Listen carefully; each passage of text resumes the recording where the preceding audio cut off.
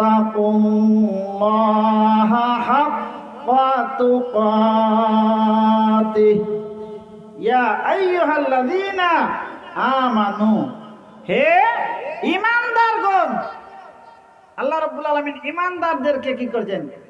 ডেকে বলতেছেন যে কি করো, ইত্তাকুল্লাহ, তোমরা আমি আল্লাহকে কি করো? ভয় করো। হে ঈমানদারগণ, তোমরা আমি আল্লাহকে কি করো? ভয় করো। এখন কেমন ভয় করতে হবে এটাও আল্লাহ রাব্বুল আলামিন আয়াতের অন্য স্টেপের মধ্যে আল্লাহ জানিয়ে দিচ্ছেন আমাদেরকে। আল্লাহ বলেন হাক্কা তুকাতি, যেমনই ভাবে ভয় করা দরকার, যেমন ভাবে আমি আল্লাহকে ভয় করাটা সমীচীন, তেমনি ভাবে তোমরা আমি আল্লাহকে কি করো? ভয় করো। তাহলে আল্লাহ রাব্বুল আলামিনকে ভয় করতে হবে। আল্লাহ যেই যেই কাজ হতে আল্লাহ আপনাকে আমাকে বারণ করেছেন, নিষেধ করেছেন, যেই যেই কাজ করলে আমি জাহান্নামের পথের প্রতীক হয়ে যাব, এই কাজ থেকে বেঁচে থাকাটা আমাদের জন্য দরকার আছে কি আছে না? অবশ্যই রয়েছে। এজন্য আল্লাহকে, আপনাকে, আমাকে আল্লাহ রাব্বুল আলামিনকে পূর্ণাঙ্গ রূপে ভয় করতে হবে। সমস্ত ক্ষেত্রেই ডর ভয় থাকতে হবে কার? আল্লাহর। এরপরে আল্লাহ রাব্বুল আলামিন জানিয়ে দেন ওয়ালা তামুতুন্না ইল্লা ওয়া আনতুম মুসলিমুন। আল্লাহ রাব্বুল আলামিন জানিয়ে দিচ্ছেন ওয়ালা তামুতুন্না, তোমরা মৃত্যুবরণ করো না। তোমরা কি করো না? মৃত্যুবরণ করো না। ইল্লা অর্থাৎ ব্যতীত, ওয়া আনতুম মুসলিমুন, তোমরা পরিপূর্ণ মুসলমান না হয়ে, পরিপূর্ণ ঈমানদার না হয়ে, পরিপূর্ণ মুসলিম না হয়ে তোমরা মৃত্যুবরণ করো না। জন্মিলে মরিতে হবে, এই তো নিয়ম খুদার দুনিয়ায়, ঠিক না? অবশ্যই মরতে হবে।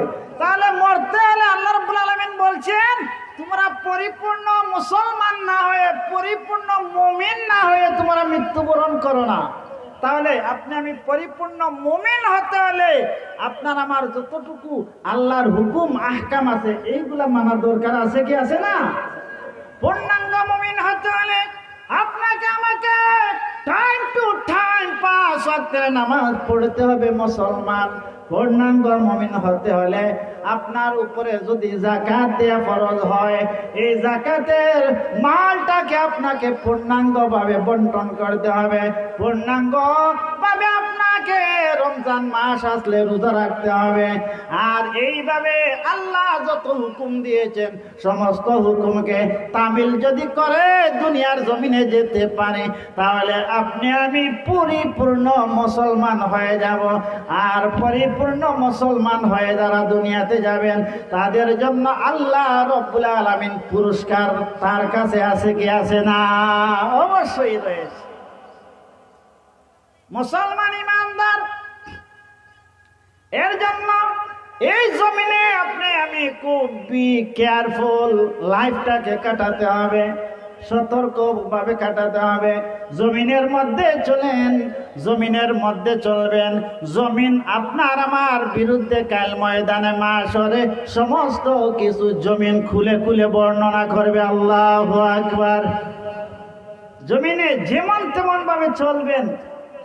এই যে জমিন আছে, আপনি জমিনে পদার্পণ করবেন, পদার্পণ করে জমিনের উপরে হেঁটে হেঁটে আপনি খারাপ কাজের মধ্যে যাবেন। এই জমি কাল ময়দানে মাশরে মুসিবতের দিন এই জমিন আপনার আমার ব্যাপারে সমস্ত কিছু ওপেন করে দিবে, খুলে খুলে বর্ণনা করবে। তার প্রমাণ হলো আল্লাহ রাব্বুল আলামিন বলেন ইয়াউমাইযিন তুহাদ্দিসু আখবারাহা, সেদিন মাটি, সেদিন জমিন সমস্ত কিছু খুলে খুলে বর্ণনা করবে। আল্লাহু আকবার। এজন্য জমিনের মধ্যে চলাফেরা করতে হলে আপনাকে আমাকে খুব সতর্কতার সহিত চলাফেরা করা দরকার, ঠিক কিনা? আল্লাহর ডর ভয় নিয়ে জমিনের মধ্যেও কি করতে হবে? চলতে হবে। শুধু তাই নয় মুসলমান, ফলো করুন, আপনার অঙ্গ প্রত্যঙ্গের মধ্যে হাত রয়েছে, পা রয়েছে, চক্ষু রয়েছে, মাথা রয়েছে, আপনার যতগুলো শরীরের মধ্যে যতটা অঙ্গ প্রত্যঙ্গ রয়েছে, আমি যদি খারাপ পথের মধ্যে চলাফেরা করি, এই আপনার আমার অঙ্গ প্রত্যঙ্গ কাল ময়দানে মাশরে আপনার আমার বিরুদ্ধে সাক্ষী হয়ে দাঁড়াবে। আল্লাহু আকবার। এত যত্ন করি আমি এই হাতকে, আমি হাতকে এত যত্ন করে রাখি না? এত যত্ন করি চক্ষুকে আমরা রাখি, চোখকে চশমা ইউজ করি কিনা, যাতে চোখটা সেফ থাকে। এত যত্নের এই অঙ্গ প্রত্যঙ্গ কাল ময়দানে মাশরে আমি যদি নাফরমানির পথের মধ্যে থেকে থাকি, এই অঙ্গ প্রত্যঙ্গ কাল ময়দানে মাশরে কি করবে? আপনার আমার বিরুদ্ধে সাক্ষী হয়ে দাঁড়াবে। আল্লাহু আকবার। তার প্রমাণ কি? আল্লাহ রাব্বুল আলামিন সূরাতুল ইয়াসিনের মধ্যে আল্লাহ রাব্বুল আলামিন জানিয়ে দিয়েছেন, ওয়া তুকাল্লিমুনা আইদিহিম ওয়া তাশহাদু আরজুলুহুম বিমা কানু ইয়াকসিবুন। আল্লাহ রাব্বুল আলামিন জানিয়ে দিচ্ছেন যে বান্দার হাত কি করবে? আল্লাহর সাথে কথা বলবে। বান্দার হাত কি করবে? আল্লাহর সাথে কথা বলবে। তাদের পা আরজুলুহুম, তাদের পা কি করবে? আল্লাহর সাথে কথা বলবে। আমি পৃথিবীর জমিনে যত কিছু করেছি প্রত্যেকটার সাক্ষী হয়ে দাঁড়াবে আপনার হাত, আমার পা, আপনার অঙ্গ প্রত্যঙ্গ। আল্লাহু আকবার। তাহলে এই হাতের ব্যবহারটা করতে হবে আল্লাহর ডর ভয় নিয়ে। হাতকে অন্যায় কাজে, অন্যায় ভাবে কারো উপরে হাত উঠানো যাবে না, ঠিক কিনা? অন্যায় পথে আপনার আমার পাকে বাড়ানো যাবে না।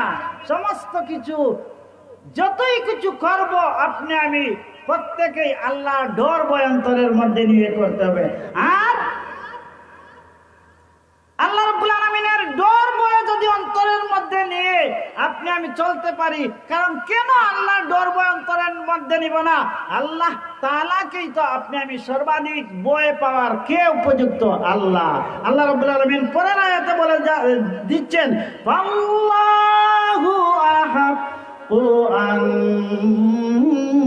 তাখশা। মহান আল্লাহ তোমাদের ভয় পাওয়ার সর্বাধিক উপযুক্ত। সুবহানাল্লাহ। আমরা কাকে ভয় করব? আল্লাহ তাআলাকে।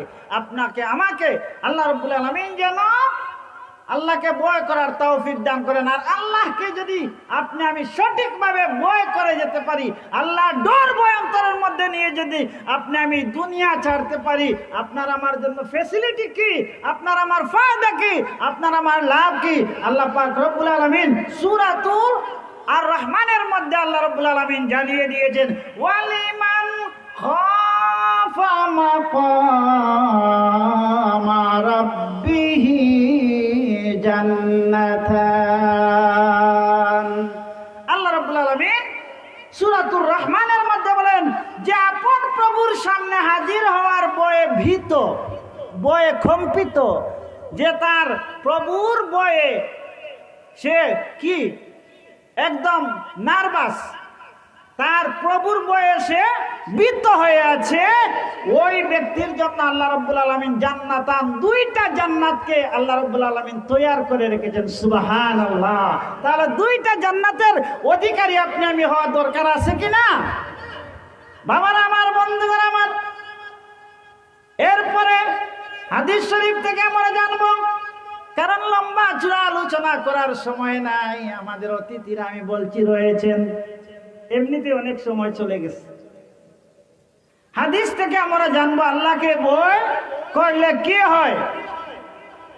আল্লাহ নবী রাহমাতুল লিল আলামিন নবী হাদিস শরীফের মধ্যে জানিয়ে দিয়েছেন, বাকামান খাশিয়াতিল্লাহি হারামাল্লাহু আলাইহিন নার। আল্লাহ রাব্বুল আলামিন বলেন, যে লোক আল্লাহর হাবিব ইরশাদ করেন, বাকা মান বাকা মিন খাশিয়াতিল্লাহ, যে ব্যক্তির আল্লাহকে ভয় করে খাদে, হারামাল্লাহ, আল্লাহ হারাম করে দেন। কি হারাম করে দেন? আলাইহিন নার, তার উপরে আল্লাহ রাব্বুল আলামিন দুজককে হারাম করে দেন। সুবহানাল্লাহ। তাহলে আল্লাহর ডর ভয় অন্তরের মধ্যে রাখলে আপনার আমার লাভ হবে না, লস হবে?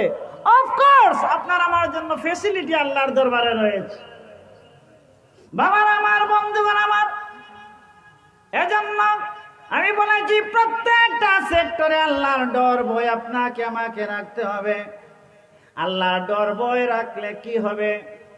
আল্লাহর ডর ভয় যাদের অন্তরের মধ্যে রয়েছিল, এরা দুনিয়ার মধ্যে লাভবান হয়েছেন। আমি একটা ঘটনা শুধু সিম্পল বলেই শেষ করে দেব। আল্লাহর ডর যার অন্তরে থাকে তার কতটুকু লাভ, এইটুকু বুঝার জন্য এই ঘটনাটা আমি বলবো।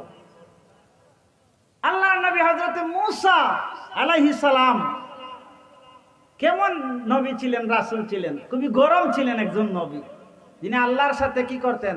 কথোপকথন করতে পারতেন। আল্লাহ তাকে ক্যাপাসিটি দিয়েছিলেন, ক্ষমতা দিয়েছিলেন।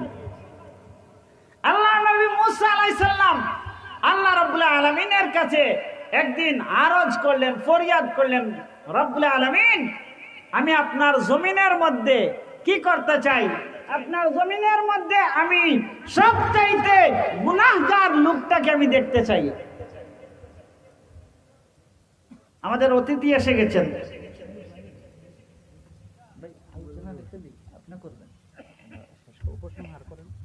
এখন 5 মিনিটের ভিতরে ইনশাআল্লাহ শেষ হয়ে যাবে।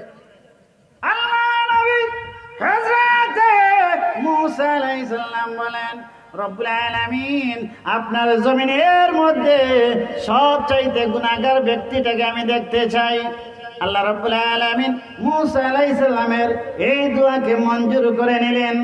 আল্লাহ রাব্বুল আলামিন বলেন, মূসা, এ মূসা, শুনে নাও, তুমি অবশ্যই আমার জমিনের মধ্যে সবচাইতে গুনাহগার ব্যক্তিটাকে দেখতে পারবে। মূসা রে, এ মূসা, তার সাথে সাক্ষাৎ হবে, কিন্তু তার সাথে তুমি কোনো কথাবার্তা বলতে পারবে না। মূসা রে, আগামীকাল সকালবেলা তুমি ওই রাস্তার মোড়ের মধ্যে দাঁড়িয়ে থাকবা।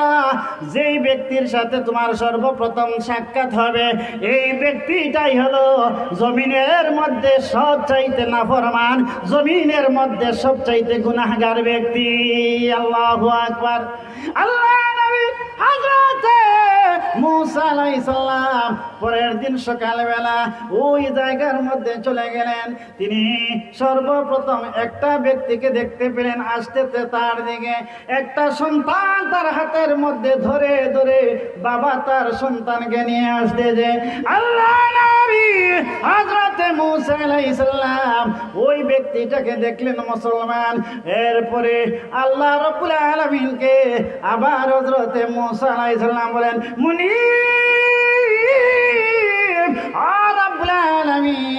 আপনি তো আমাকে সবচাইতে গুনাহগার ব্যক্তির সাথে সাক্ষাৎ করাইলা। আল্লাহ, এখন আমি সবচাইতে দুনিয়ার মধ্যে আপনার সবচাইতে উত্তম যে বান্দাটা, সবচাইতে ভালো যে ব্যক্তিটা, তার সাথে একটু আমাকে দেখা করিয়ে দাও। আল্লাহ রাব্বুল আলামিন বলেন, মূসা রে, আমি তোমাকে আবার বলছি, তুমি বিকাল বেলা সকালে যে জায়গার মধ্যে দাঁড়িয়েছিলে, বিকেল বেলা ওই জায়গার মধ্যে তুমি দাঁড়িয়ে থাকবা। দুনিয়ার সব চাইতে ভালো ব্যক্তির সাথে তোমার সাক্ষাৎ হয়ে যাবে, দেখা হয়ে যাবে। আল্লাহ নবী মূসা আলাইহিস সালাম আবার বিকাল বেলা এই জায়গার মধ্যে কি হয়ে গেলেন? তিনি দাঁড়িয়ে রইলেন। দাঁড়িয়ে রওয়ার পর তিনি দেখতে পেলেন সকালবেলা যে গুনাহগার তাম দুনিয়ার মধ্যে মধ্যে সবচাইতে গুনাহগার যে ব্যক্তিটা, ওই ব্যক্তিটা বিকালবেলা তার ওই সন্তানটাকে হাতে ধরে ধরে বিকালবেলা মুসার দিকে আসতে যে মুসা আলাইহিস সালাম অবাক হয়ে গেলেন, স্টেঞ্জ হয়ে গেলেন। আল্লাহর কাছে বলেন, মুনিব, সকালবেলা যেই ব্যক্তিটা দুনিয়ার মধ্যে সবচাইতে গুনাহগার ব্যক্তি গো মাওলা, বিকালবেলা সেম টু সেম এই ব্যক্তি দেখা যায় আবার দুনিয়ার মধ্যে সবচাইতে বেটার পারসন, দুনিয়ার মধ্যে সবচাইতে ভালো ব্যক্তি। আল্লাহ, আমি ব্যাপারটা বুঝলাম না, এই ব্যক্তি গুনাহগার ব্যক্তি পলকের মধ্যে কেমন ভাবে দুনিয়ার মধ্যে সবচাইতে ভালো ব্যক্তি হয়ে গেল। আল্লাহ রব্বুল আলামিন তখন জানিয়ে দিলেন, মুসা রে, জেনে নাও ওই ব্যক্তি যখন